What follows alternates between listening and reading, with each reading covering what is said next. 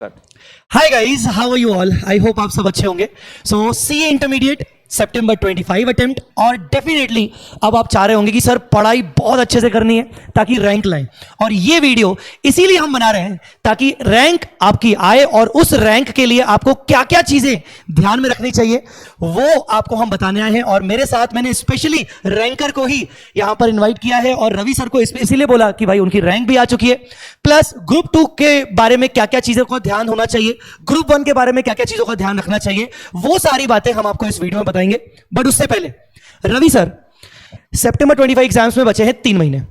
अब यहां पर क्लियर कट पॉइंट यह है कि अगर एक स्टूडेंट को रैंक लाना है, दोनों ग्रुप की प्रिपरेशन अच्छे से करनी है, तो क्या क्या चीजें ध्यान होनी चाहिए, उसके लिए रैंक वाली मेंटलिटी कैसे होनी चाहिए?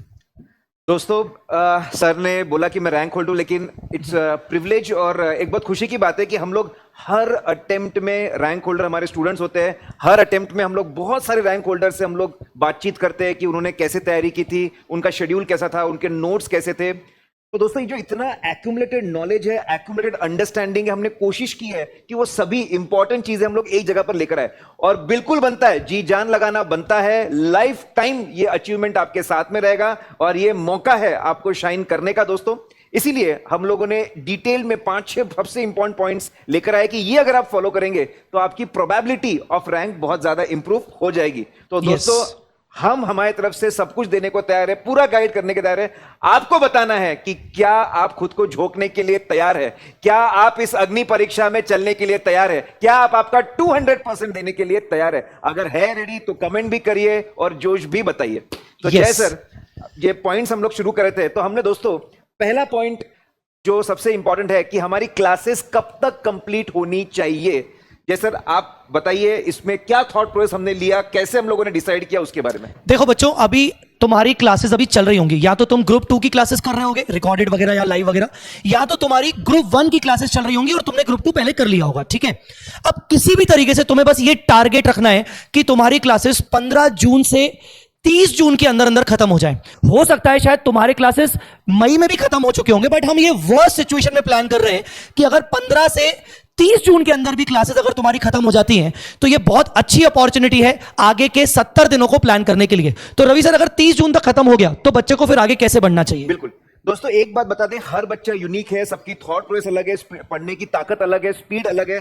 ये जो हम पॉइंट्स आपको बता रहे हैं, ये हमारे बहुत ही ब्रॉड पॉइंट्स है। आप डेफिनेटली थोड़ा सा ट्वीक कर सकते हैं। ये 30 जून है, किसी का 5 जुलाई तक खत्म हो रहा है तो भी आप बहुत अच्छा परफॉर्म कर सकते हैं। इनफैक्ट मैं आपको बता रहा हूं, फॉलो मत करिएगा सर, मेरा रैंक आया था, मैं एक बार ही अच्छे से पढ़ के गया था एक बार अच्छे से पढ़ के गया था। लेकिन ये ब्रॉड पॉइंट से बेटा, आप इसको अपने हिसाब से टेलर करें, थोड़ा डेट आगे पीछे होगा तो चलेगा। ये सर ने बोला, सर ने यहाँ पे हम लोगों ने दोस्तों एक और बहुत इंपॉर्टेंट चीज जो थी कि 20% जो भी आपका ग्रुप कंप्लीट हो गया है, हाँ, उसका 20 कोशिश करिए। फॉर एग्जांपल, अगर ऑडिट में 11 चैप्टर्स है तो आप 2 चैप्टर, अभी जो समय है कंप्लीशन तक, 2 चैप्टर ऑडिट के, 2 चैप्टर कॉस्टिंग के, 2 चैप्टर एफएमएसएम के, अगर आप डेली 1-1, 1.5 घंटा भी दो, कोशिश करिए।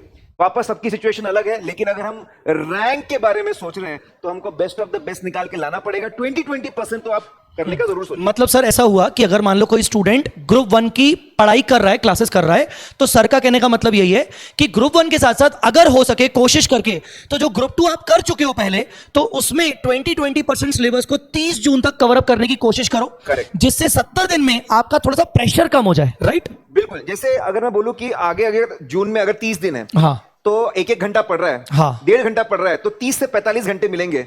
तो 10 घंटे में 2 चैप्टर ऑडिट के, 10 घंटे में 2 चैप्टर कॉस्टिंग के, 10 घंटे में 2 चैप्टर एफएमएसएम वगैरह के, 20% हम करने की कोशिश करें। करेक्ट। ये दोस्तों, अभी जो आप मेहनत करेंगे आगे आपको बहुत ज्यादा मदद करेगा। यस। अब अगली खास बात, yes sir, number of revision, ये सबके बहुत दिमाग में है कि नंबर ऑफ रिवीजन्स कितनी होनी चाहिए। तो दोस्तों, हमने बहुत सोचा, हमने ये देखा कि टाइम कितना अवेलेबल है, और हम ये नतीजे पे पहुंचे कि कम से कम, और दोस्तों ये पर्सन टू पर्सन चेंज होगा, आप कितने डेप्थ में पढ़ते, क्या टेक्निक से पढ़ते, लेकिन कम से कम अगर आपको रैंक लाना है तो कम से कम 3 बार तो पूरे कोर्स का कवरेज होना ही होना चाहिए। यस। तो सर, पहली रीड के बारे में आप बताइए। हाँ, तो जैसे कि रवि सर ने बोला कि ये हालांकि सब्जेक्टिव है हर बच्चे का, बट यार रैंक लाने के लिए आपको ये टारगेट करना पड़ेगा पहले दिन से फॉर 3 रिविजन्स। नाउ अगर आप फर्स्ट रिवीजन की बात कर रहे हो तो पहला रिवीजन आप अगर बोर्ड पे भी देख रहे हो हमने लिखा है डिटेल्ड रिवीजन होना चाहिए, क्योंकि यही रिवीजन आपका आगे के 2 रिवीजन्स को अच्छे से प्लान करवा पाएगा। अगर आपने फर्स्ट रिवीजन में थोड़ा सा भी जल्दबाजी किया तो आपकी आगे की रिवीजन अच्छे से सेकंड और थर्ड नहीं होगी। तो फर्स्ट रिवीजन आप अगर बोर्ड पे देख पाए तो you have to give approximately 48 days for the first revision. देखिए जून 30 के बाद आपके पास ना टेंटेटिवली 70 से 72 दिन 70 से 72 डेज बच रहे हैं। तो उसमें 48 डेज आपको प्लान करना है for the first revision. Board पे आप देख पा रहे हो जैसे एडवांस अकाउंट्स को कितना देना है, लॉ, डीटी, आईडीटी, एफएमएसएम वगैरह को कितना कितना टाइम देना है। बिलीव मी ये नंबर ऑफ डेज को जो हमने अभी सेट किया तो हम बात कर रहे थे सर एक दिन में बच्चे को कितने घंटे पढ़ना चाहिए। आप बताओ सर इसमें क्या होना चाहिए। यस इसमें दोस्तों काफी सारे रैंक होल्डर से हमारी बातचीत होती है और अब जो हमने देखा, हमने ऑब्जर्व किया कि आप अगर ऐसी कोशिश करोगे कि एक दिन में 15-16 घंटे पढ़ रहे हो तो बर्नआउट हो जाएगा बेटा। पढ़ लोगे 2 दिन 3 दिन या एक हफ्ता पढ़ लोगे, 10 दिन पढ़ लोगे और फिर अगले 10 दिन कोई पढ़ाई नहीं होगी। करेक्ट। तो हम आपको सिंसियरली बोल रहे हैं ऐसे बर्नआउट वाली सिचुएशन ना करें। क्वांटिटी के पीछे आप बिल्कुल ना दौड़े, क्वालिटी के पीछे जाए। अगर आप 10 घंटे भी, अभी सर मैं वही हम लोग डिस्कस कर रहे थे, कुछ बच्चे हमसे टच में हैं जो रैंक 1 का प्रिपरेशन कर रहे हैं, रैंक लाने का प्रिपरेशन कर रहे हैं और उनसे बातचीत करते करते हमने देखा जैसे कुछ बच्चों ने बोला कि सर मेरा 10 घंटे का आउटपुट बड़ा प्यारा निकलता है और मैं 10 घंटे पढ़ना चाहता हूं, फिर बाकी टाइम क्या करना चाहिए उस पर भी हम डिस्कस करेंगे। पर्सनल मैनेजमेंट भी बहुत बड़ी चीज है। जो भी आप करिए हमारे हिसाब से 10 से 12 घंटे 10 to 12 our is a very good time, लेकिन प्रोडक्टिव आपकी उसमें प्रोडक्टिविटी अच्छी निकलनी चाहिए। बर्नआउट मत हो रही है कि कल भी पढ़ने की इच्छा हो, कल भी पढ़ने की इच्छा हो, कल थकान ना आ जाए, ऐसे चिड़चिड़ा करके बंदा ना उठे। तो दोस्तों 10 से 12 घंटे इज समथिंग वी से कि इतना आपने करना चाहिए टू पर डे। और तो सर ने बताया ये जो नंबर ऑफ डेज हमने लिए हैं सर, तो ये 10 से 12 घंटे के हिसाब से ही लिए हैं। करेक्ट। मतलब इसमें हमने ये कंसीडर नहीं किया है कि आपको 15 घंटे पढ़ने पड़ेंगे तब जाके आप ये एडवांस अकाउंट्स में 9 घंटे 9 दिन या ऑडिटिंग में 8 दिन, इससे नहीं।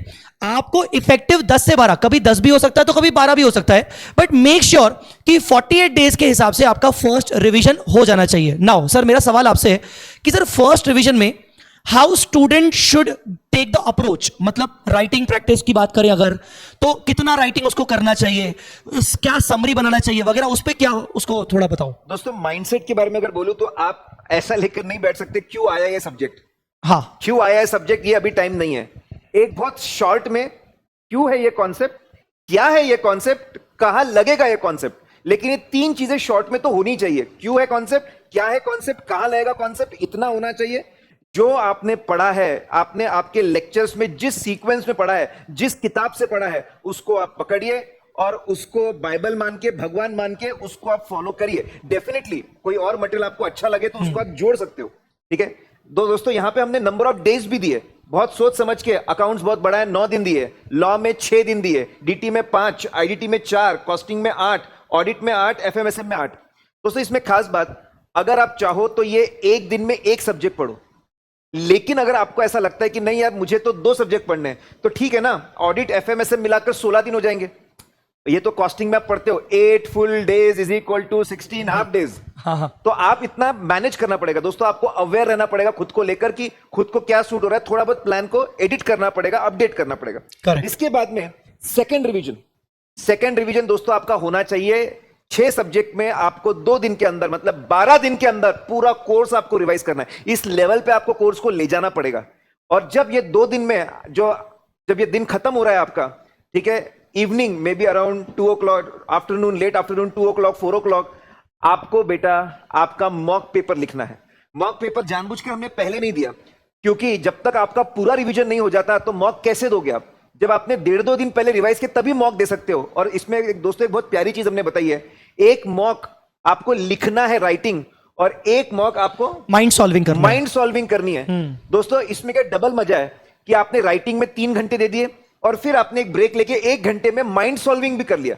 माइंड सॉल्विंग मतलब बेसिकली आपको पूरे 3 घंटे नहीं बैठना है, आपने एक मॉक राइटिंग में कर दिया, बाकी दूसरा अगर आप मॉक को देना है तो आप 45 मिनट्स 1 घंटे के अंदर उसको रफली सॉल्व करो। माइंड सॉल्विंग मतलब रफली सॉल्व उसको करो, ताकि आपको एक सेटिस्फेक्शन मिल जाए कि हाँ यार मैंने 2 मॉक कर लिए।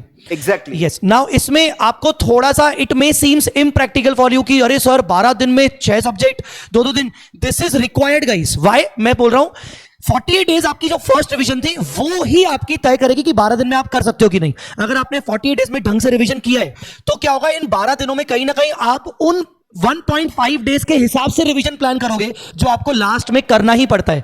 तो ये 12 दिन वाला जो माहौल है ये इसीलिए है ताकि आप लास्ट 1.5 डेज के हिसाब से ही टॉपिक वाइज रिवाइज करें और किसी भी तरीके से टारगेट अचीव करें, राइट? बिल्कुल। और बच्चों रैंक की तैयारी कर रहे हैं और हम लोग बिल्कुल सिंपल है concept, we aim for the moon at least we get stars, और हम तो रैंक मान के चल रहे हैं। तो उसके हिसाब से तो 12 दिन में करना ही पड़ेगा क्योंकि एक्चुअल एग्जाम में भी आपको ये करना ही है। करेक्ट। तो सेकंड रिवीजन और सर थर्ड रिवीजन क्या? Third revision is copy paste same. आपके अगले 12 दिन जो आपने सेकंड डिवीजन में किया था उसको इंप्रोवाइज करेंगे, उसको बेहतर लेवल पर लेके जाएंगे, गजब का मजा आएगा। हाँ, मतलब जो मॉक टेस्ट दिया था सेकंड के टाइम पर तो उससे तो मालूम पड़ेगा ना कि कहां दिक्कतें हुई हैं, कहां मुझे इंप्रूव करना है। तो वही सेम नंबर ऑफ डेज, वही 12 दिन, पर थर्ड रिवीजन होना जरूरी है ताकि अपने आप को हम इंप्रूव कर सके, है ना? बिल्कुल बिल्कुल। Yes. So in short 48 days plus 12 days plus 12 days, तो अगर आप इसको गिनोगे तो ये अप्रोक्सीमेटली 72 डेज हो रहे हैं जो कि 30 जून के बाद आपको मिल रहे हैं, एंड दैट इज सफिशिएंट। बिल्कुल बिल्कुल। यानी हमने वही प्लान किया कि 30 जून के बाद से अगर इंप्लीमेंट भी करोगे तो कंफर्टेबली, कोई पहले चल रहा होगा, कोई लेट चल रहा होगा, दोस्तों आपको एडजस्ट भी करना। अगर कोई बहुत लेट हो गया है तो फिर उस इसमें हमको हो सकता है एक रिवीजन को छोड़ना पड़े। एग्जैक्टली। कोई अगर लेट हो रहा है तो, लेकिन हाँ। बात की बात है बेटा, अभी से वैसा नहीं सोचना है। करेक्ट।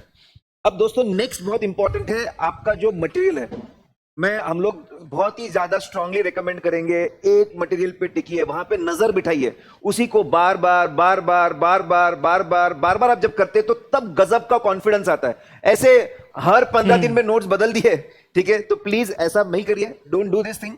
ऐसा नहीं करना है आपको। एक नोट्स। अब इसके अंदर हमने ये डिस्कस किया कि आप जो डिफिकल्ट टॉपिक्स है, जैसे ऑडिट में अगर चैप्टर नंबर 3 है, चैप्टर नंबर 4 है, आपको परेशान कर रहा है, कुछ ऐसेज है, ऐसे 610 परेशान कर रहा है, तो आप इसके खुद के समरी नोट्स पूरे सब्जेक्ट के बनाने की जरूरत नहीं है। It will be lot of, बहुत ज्यादा टाइम कंज्यूमिंग हो जाएगा। डिफिकल्ट चीजों के खुद के नोट्स बनाइए, क्योंकि समरी नोट्स वही बच्चा बना सकता है जिसको सही में सब्जेक्ट समझे। करेक्ट। तो जैसे एएस हुआ, कोई आपको कोई टॉपिक हुए जिसमें आपको डिफिकल्टी आ रही है, ग्रैस्पिंग पावर आपको चाहिए, तो आप उसके समरी नोट्स बनाइए, चार्ट फॉर्म में समरी नोट्स बनाइए, कीवर्ड्स के फॉर्म में समरी नोट्स बनाइए, और उससे क्या होगा, कहीं ना कहीं रिटेंशन लेवल आपका बढ़ेगा। आपका रिटेंशन लेवल बढ़ेगा तो वो समरी नोट से आपको बहुत ज्यादा हेल्प होगी। Eight the same time first revision में हमारे नंबर ऑफ क्वेश्चंस कितने होने चाहिए, मैं तो हमेशा से ये सजेस्ट करता हूं कि आप किसी भी टीचर से पढ़ते हो, जब कोई भी सब्जेक्ट पढ़ते हो, तो आपको पहले से ही मार्किंग करवा दी जाती है कि भाई इस चैप्टर में ये टॉपिक्स आपके इंपॉर्टेंट है, ये क्वेश्चंस आपके इंपॉर्टेंट है। तो आपको पहले से ही मार्किंग पता होनी चाहिए कि हाँ मुझे इतने नंबर ऑफ क्वेश्चंस इस चैप्टर के करने हैं, इतने नंबर ऑफ क्वेश्चंस मुझे उस चैप्टर के करने हैं। तो you should already have your notes ready, your number of questions ready, so that आपका टाइम वेस्ट ना हो। जैसे मैं एडवांस अकाउंट्स की बात करूं तो मैं मानता हूं कि कम से कम 200 क्वेश्चंस तो आपको फर्स्ट रिवीजन के टाइम पे करना है, और वो 200 क्वेश्चंस मैं आपको अलग से नहीं भी दूं तो अगर मान लो आपने मेरी क्लासेस की है तो आपने डेफिनेटली जो मैंने टिक लगवाए होंगे क्वेश्चंस, आपको उन्हीं क्वेश्चंस को उठाना है, आपको कुछ भी नया नहीं उठाना है, राइट? बिल्कुल। जैसे सर ने बोला दोस्तों, जिसके डिफिकल्ट टॉपिक के तो रिटर्न नोट्स है, बाकी मार्किंग बहुत स्ट्रांग होनी चाहिए, और हम Yes. स्ट्रांगली रिकमेंड कर रहे हैं आखिरी 1.5 दिन की रिटर्न स्ट्रैटेजी होनी चाहिए, बाकायदा आपके पन्ने होने चाहिए, 2 पेज के अंदर स्ट्रैटेजी है कि मैं ये पहला टॉपिक पढ़ूंगा, दूसरा पढ़ूंगा, तीसरा पढ़ूंगा, कितने समय में पढ़ूंगा, कहां से पढ़ूंगा, कौन से क्वेश्चंस करूंगा, कौन से नहीं Sequence करूंगा। वगैरह। एब्सोल्यूट दिमाग में क्लैरिटी होनी चाहिए। वो आखिरी दिन जाके अब मैं सोचूं कि क्या करना है, दोस्तों वापस रैंक की तैयारी कर रहे हैं।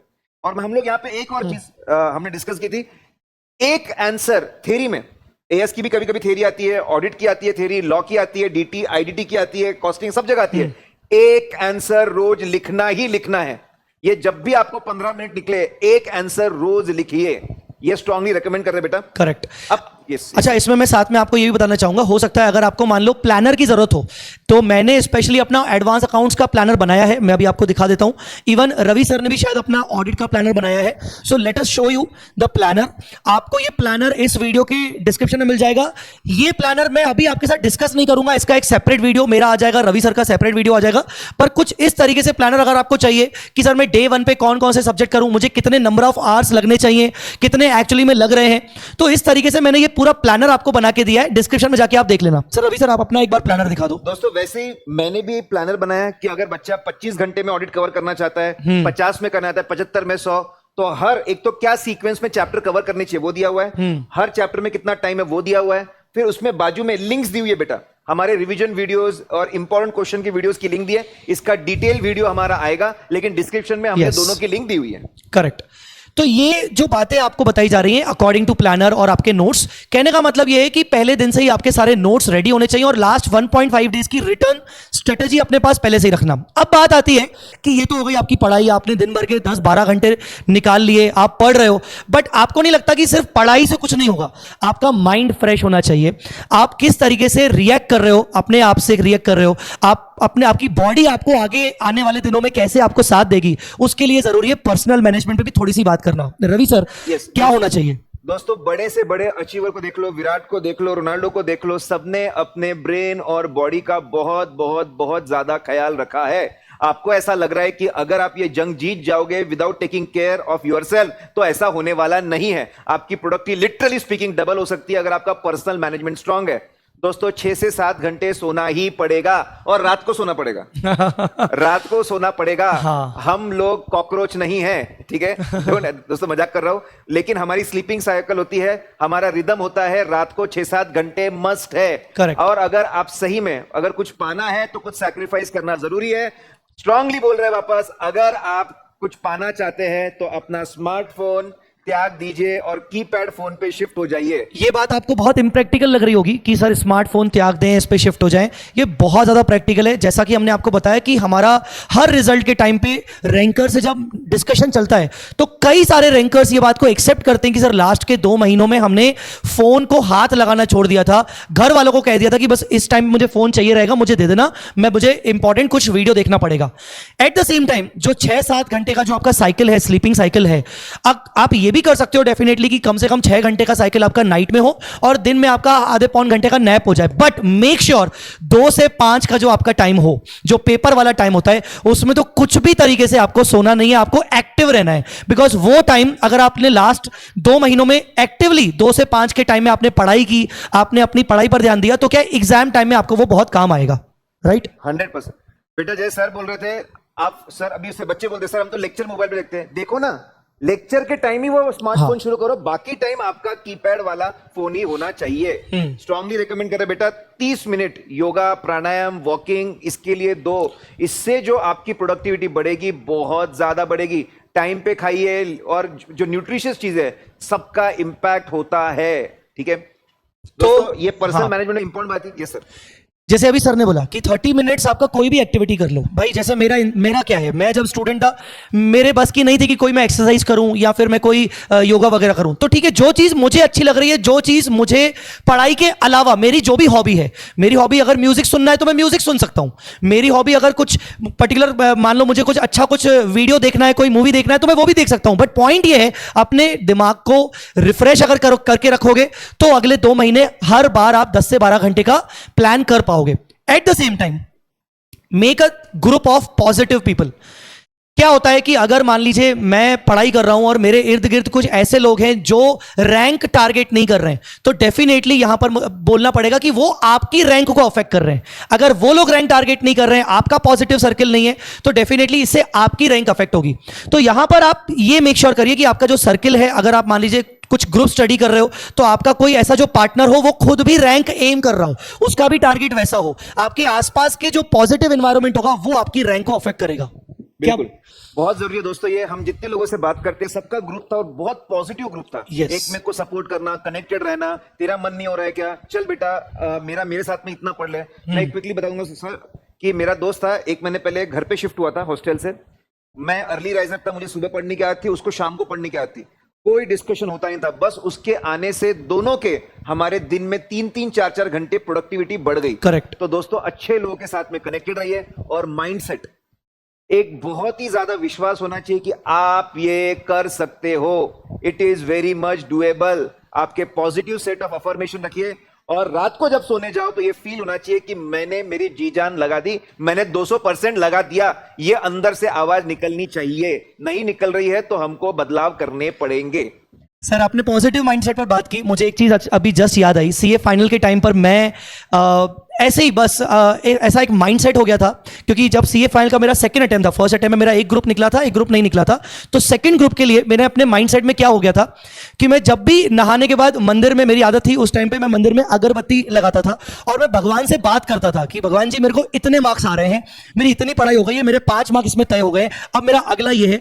तो मेरे साथ अगर मेरा कोई कुछ था नहीं ना किसी के साथ बात करने का, तो मैं मंदिर में जाके मैं बात करता था पॉजिटिवली कि मेरे इतने मार्क्स तो आ जाएंगे, बाकी इसमें ये हो जाएगा, इसमें ना मुझे थोड़ा सा बता दो, राह दिखा दो कि मैं कैसे करूं।